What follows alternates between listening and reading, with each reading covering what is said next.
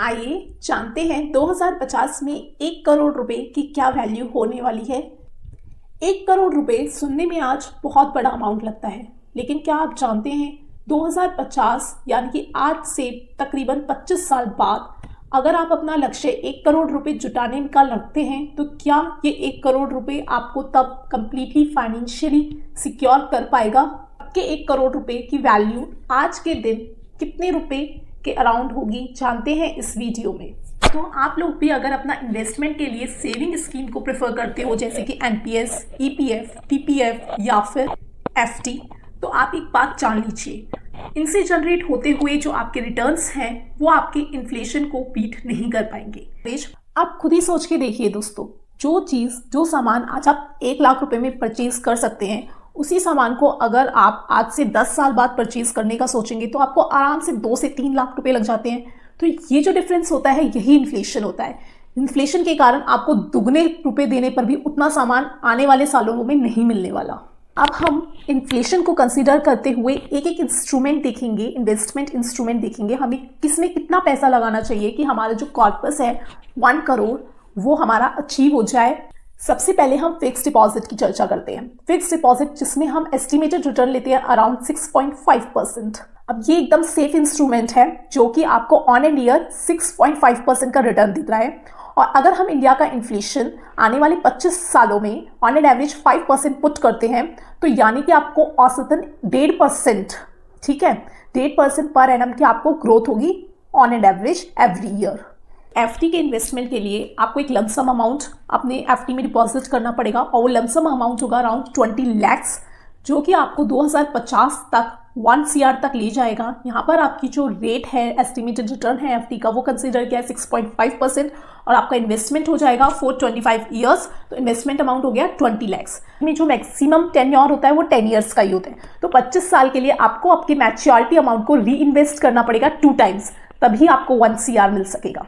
अब next investment option को consider करते हैं, वो है पीपीएफ, पब्लिक प्रोविडेंट फंड, जिसका हम एस्टिमेटेड रिटर्न लेकर चल रहे हैं 7.1%।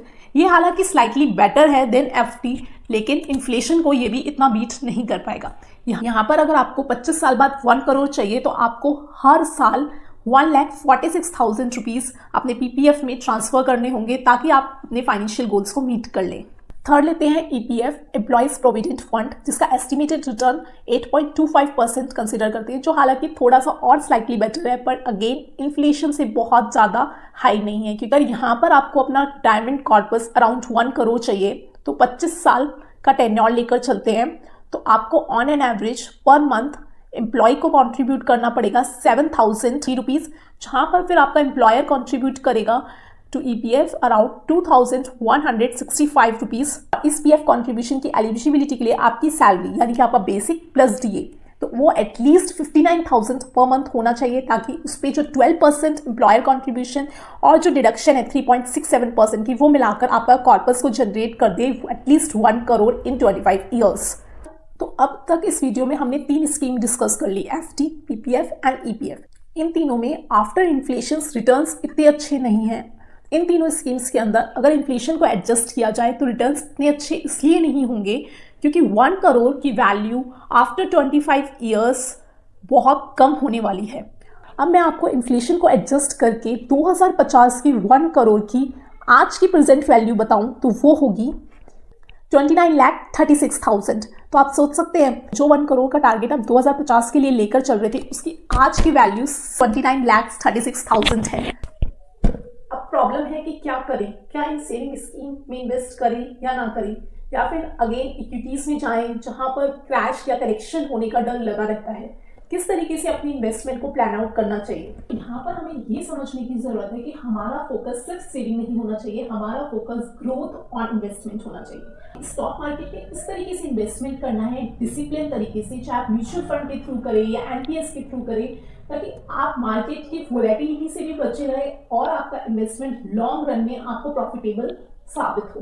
लॉन्ग रन के लिए आपको 2 चीजों का ध्यान रखना है। सबसे पहले एसेट एलोकेशन, जो एसेट आप चूज कर रहे हैं उसको वाइजली एंड प्री प्लान होकर चूज करिए।